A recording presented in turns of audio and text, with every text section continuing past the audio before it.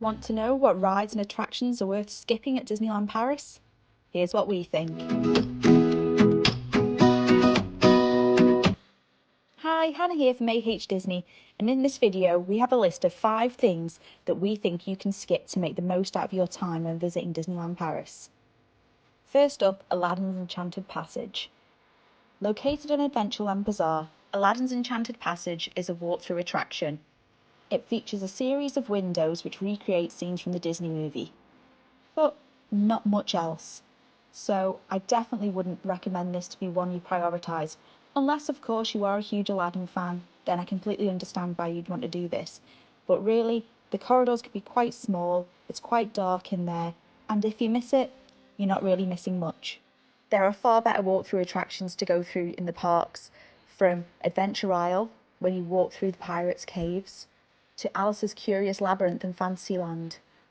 They offer a far more immersive experience and a far better use of your time in our opinion. Number 2, Cars Road Trip. Moving over to the Studios Park now, and actually one of the newest attractions to have opened, Cars Road Trip has taken over a very small part of what was the Studios Tour. When this opened, we were really excited to ride it, as I am a Cars fan, but I found it to be really lacking. Once you're sat in your tram, you're taken round a very small portion of what was the Studio Tour, with only 2 scenes, one being Catastrophe Canyon, which is exactly the same, just with the Dynaco logo over the top of the truck.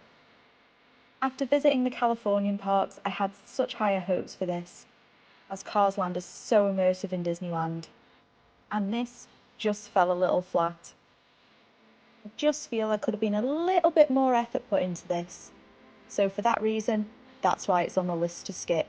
Number 3, Flying Carpets over Agrabah. Feel like I'm picking on Aladdin, but staying in the Studios Park now, and I would definitely say to skip Aladdin's Magic Carpet ride. This is almost exactly the same ride as the Dumbo ride in Disneyland Park, and out of the 2, I would say ride Dumbo over this.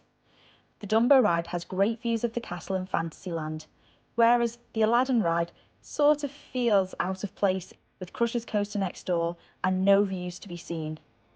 The difference between Dumbo and Aladdin is Aladdin has a seat in the front and back, with the front rider controlling the up and down, and the back rider control the tilting back and forward of the carpet. However, the last few times we've ridden this ride, the back controls have not worked, so I would definitely skip this one.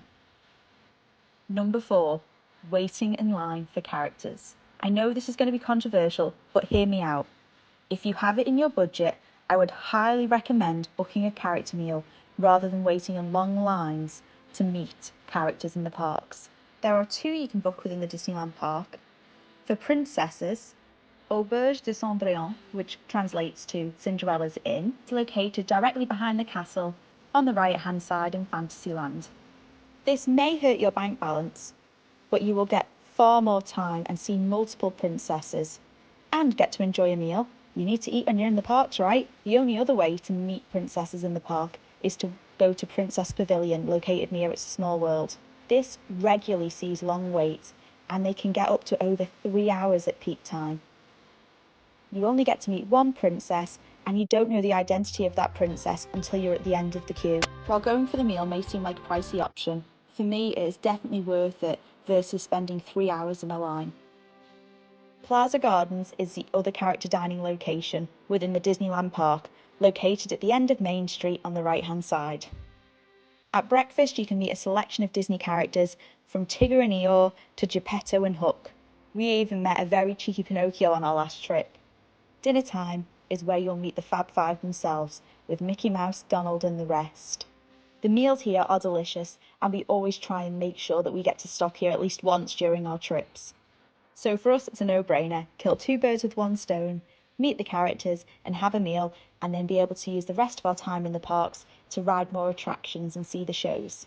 Number 5, buying drinks in the park. Bottles of water and fizzy drinks have a high price tag in the parks, and I would 100% advise to bring your own drinks into the park. And if you've forgotten to bring them with you, no problem, as the train station has a shop in that sells water for almost half the price of what it is in the parks. Something I always do on every trip as well, as I don't like my children having lots of fizzy drinks. and they do not like plain water, is to bring some Robinson's on-the-go squash with me when I visit the parks. This way I know they'll stay hydrated, as it can get very hot in the summer. And if we refill our bottles from the drinking fountains located at areas around the park, it can take away any sort of tap water taste. That's it, our 5 tips for things we think you can skip in the parks. But this is just our opinion, and if one of these things on the list is a must-do for you and your family on your trip, by all means go and do it. These are just the things that we do to make sure we make the most out of our time in the parks. If you've liked this video, please subscribe, like, and hit the notification bell. Thank you for being our guest, and until next time, just keep swimming.